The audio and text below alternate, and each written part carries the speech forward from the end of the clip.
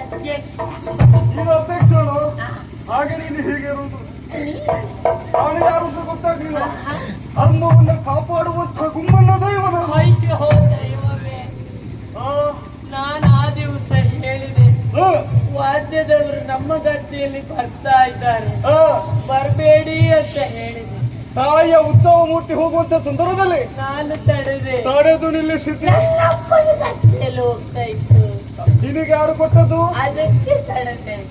ಅದು ನನ್ನ ಅಪ್ಪ ನನ್ನ ಹತ್ರ ಹೇಳಲಿಲ್ಲ. ಆದ್ರೆ ತಡೆದ ಮೇಲೆ ನಮ್ಮ ಮನೆಯಲ್ಲಿ ಸುಖ ಶಾಂತಿ ನೆಮ್ಮದಿ ಏನೂ ಇಲ್ಲ.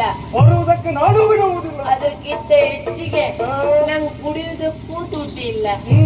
ಅದು ದೊಡ್ಡ ಸಮಸ್ಯೆ. ಏನಕ್ಕೆ ಈ ಸಮಸ್ಯೆ ಉಂಟಾಗಿದೆ ಅಂತ ಆಲೋಚಿಸುವಾಗ ಮತ್ತೆ ಗೊತ್ತಾಯಿತು ನಾನು ಈ ರೀತಿಯಾಗಿ ಕೃತ್ಯ ಮಾಡಿದ್ದೆ. ತಪ್ಪಿನ ಅರಿವಾಯಿತಾ?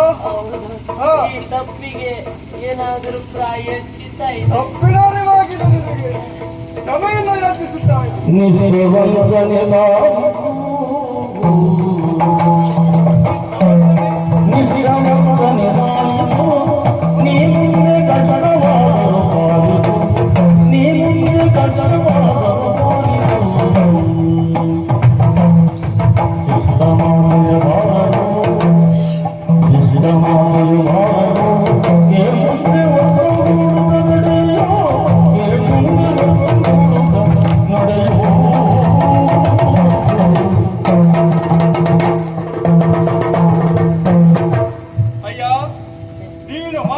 ತಪ್ಪನ್ನ ನೀನು ತಿದ್ದಿಕೊಳ್ಳುತ್ತಾ ಇದ್ದಿ.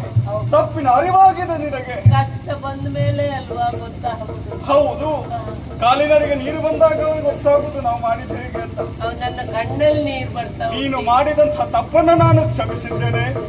ಆದ್ರೆ ಒಂದು, ನಿನ್ನ ಗದ್ದೆಯ ಬಳಿಗೆ ಬರುವಾಗ ತಾಯಿಯ ಉತ್ಸವವನ್ನ ಪುರದ ಜನರು ಹೊತ್ತುಕೊಂಡು ಬರುತ್ತಾರೆ.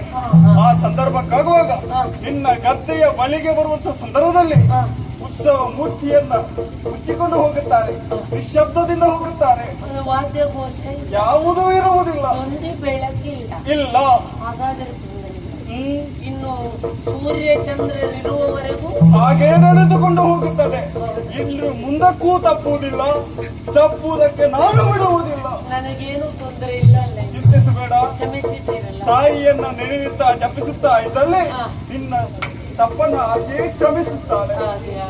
ಆಗ್ಲಿ, ಒಳ್ಳೇದಾಗ್ಲಿ. ಹೀಗಿರಬಾರ್ದು, ಧರ್ಮದಿಂದ ನಡೆದುಕೊಂಡು ಬರಬೇಕು. ತಪ್ಪಿದ್ರೆ ಈ ಗುಮ್ಮಣ್ಣದೆಯೋ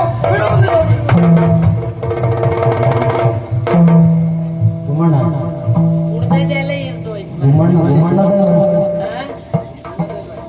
ಮಣ್ಣ ದೈವ ಅಲ್ಲ, ನಾನು ಆ ದಿವಸ ಮಾಡಿದ ತಪ್ಪು ಏನ್ ಹೇಳಿ, ನಮ್ಮ ಉತ್ಸವ ಬರ್ತಿರುವಾಗ ವಾದ್ಯದವರನ್ನು ತಡೆದು ನಾನು ಹೊಡಿಲಿಲ್ವಾ? ಆ ತಪ್ಪಿನ ಅರಿವಾಗಿಯೇ ನಾನು ಬಂದದ್ದು.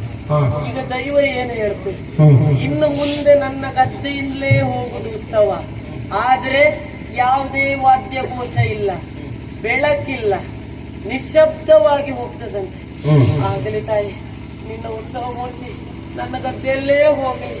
ನಾನು ಮಾಡಿದ ತಪ್ಪಿಗೆ ನನ್ನನ್ನು ಕ್ಷಮಿಸಿದ್ದೇನು, ಅಷ್ಟೇ ಸಾಕು, ಅಷ್ಟೇ ಸಾಕು.